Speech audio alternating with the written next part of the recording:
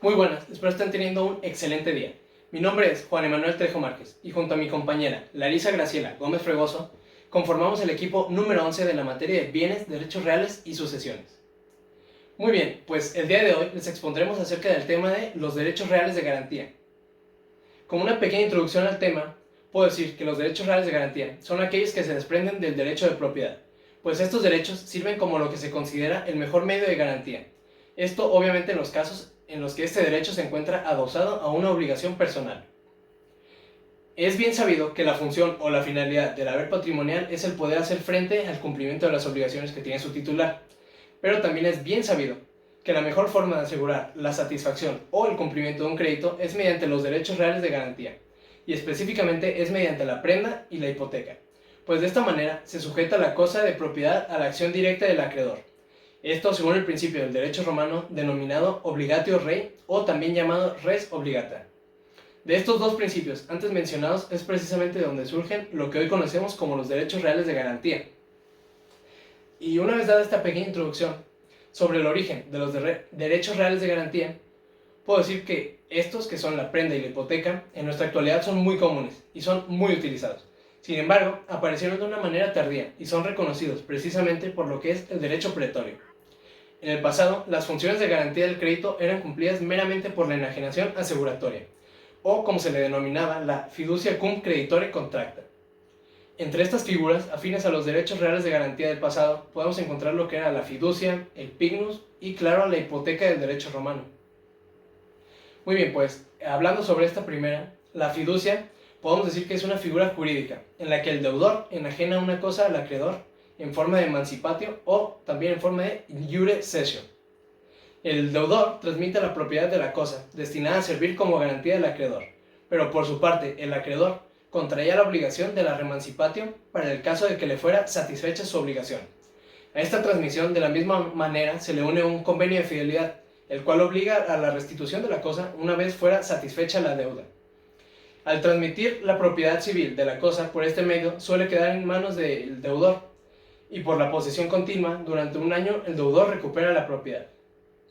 Bien, pues la fiducia representa grandes ventajas para el acreedor, pero no para el deudor, ya que el deudor era privado de la propiedad de la cosa y de sus frutos sin tener más que una acción personal para pedir la restitución.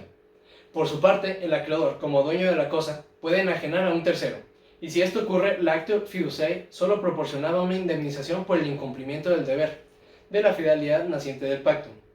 Y en todo caso la cosa terminaba quedando en dominio de un tercero. Y es precisamente por la inconveniencia que representaba la fiducia para el deudor que se creó la figura del pignus.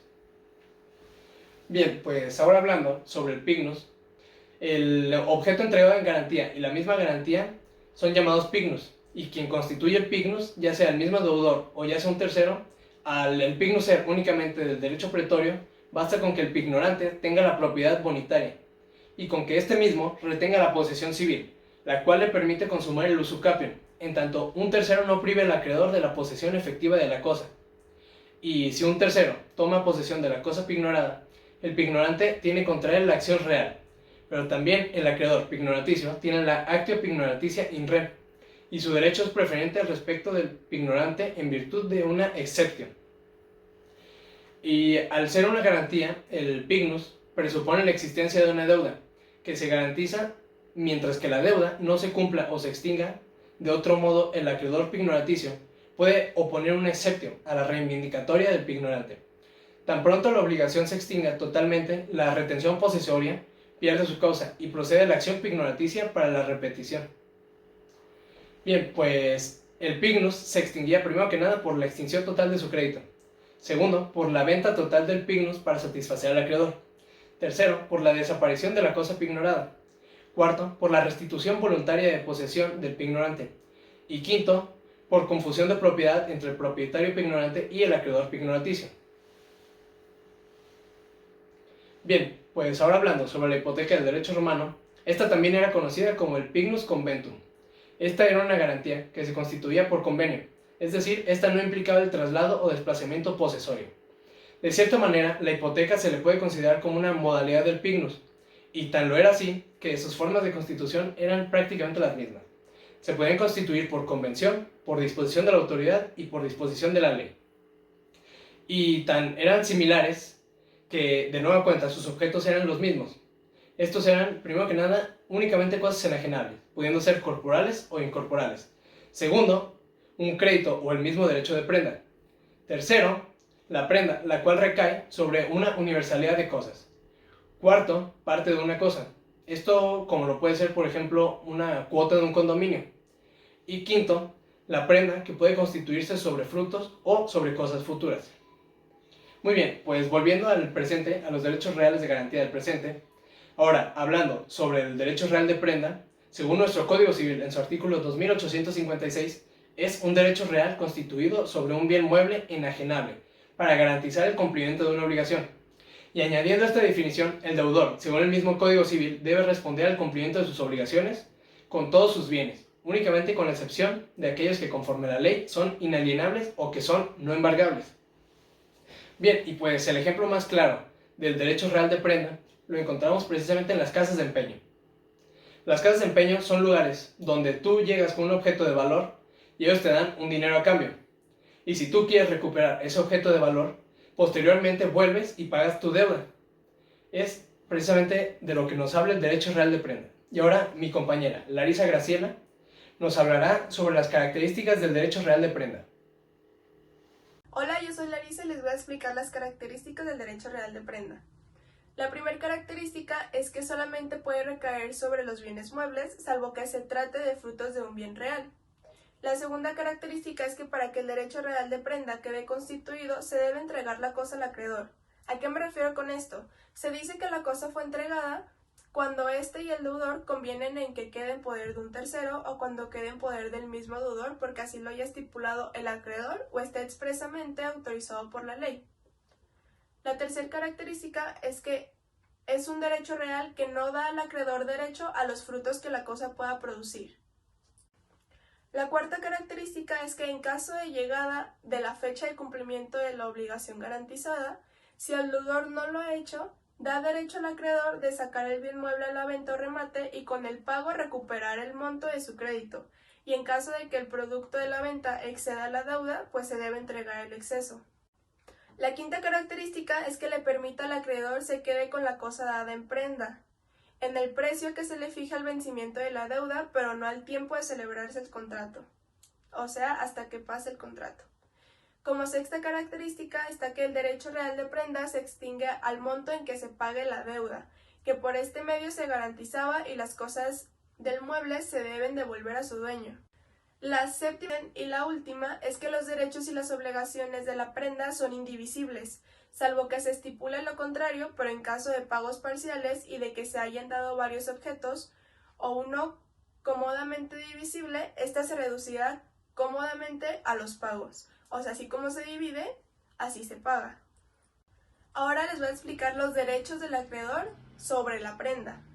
Ya que la prenda es un bien que se entrega al acreedor para asegurar su crédito, el acreedor predentario adquiere por este mismo los siguientes derechos. Son 4. El primero es el derecho de ser pagado de su deuda con el precio de la cosa empeñada.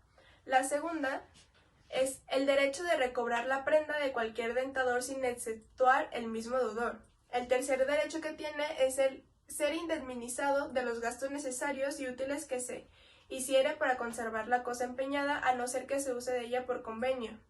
Por último, el cuarto derecho que tiene es el de exigir del deudor otra prenda o pago de la deuda, incluso antes del plazo convenido, esto si la cosa empeñada se pierde o deteriora sin ser su culpa. También existen las obligaciones del acreedor de la prenda, que está a conservar la cosa empeñada como si fuera propia y responder por deterioros o prejuicios que sufra por su culpa o su negligencia.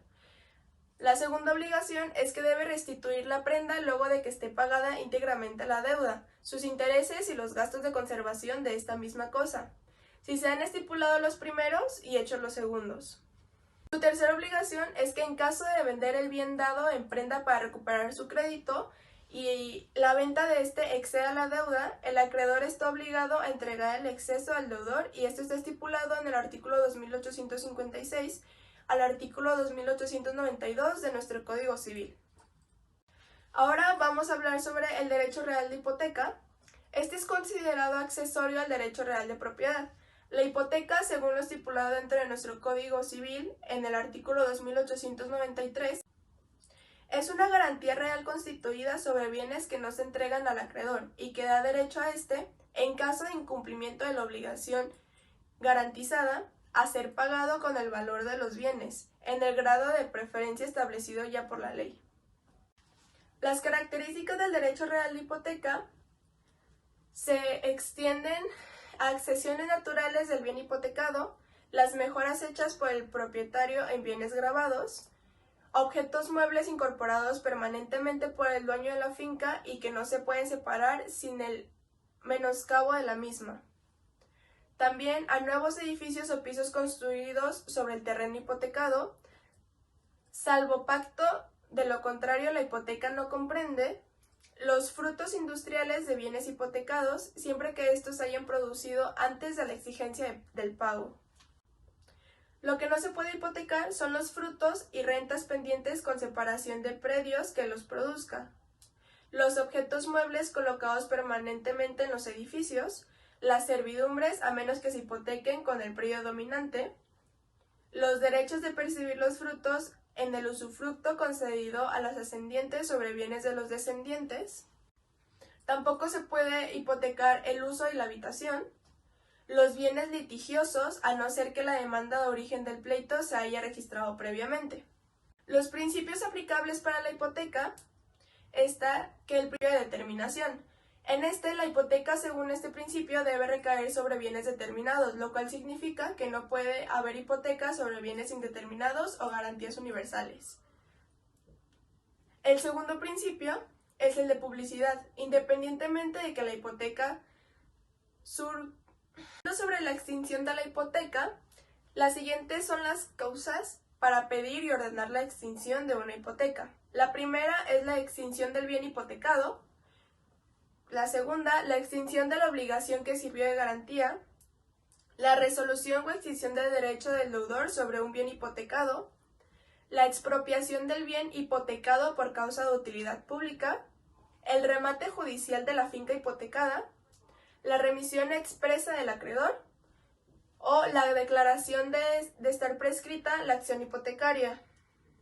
Cabe señalar que para que el derecho real de hipoteca se extinga es necesario su cancelación en el registro público de la propiedad, ya que sin este no podrá ser posible. De acuerdo con el artículo 2940 del Código Civil, la hipoteca produce todos sus efectos jurídicos contra terceros mientras no se cancele su inscripción.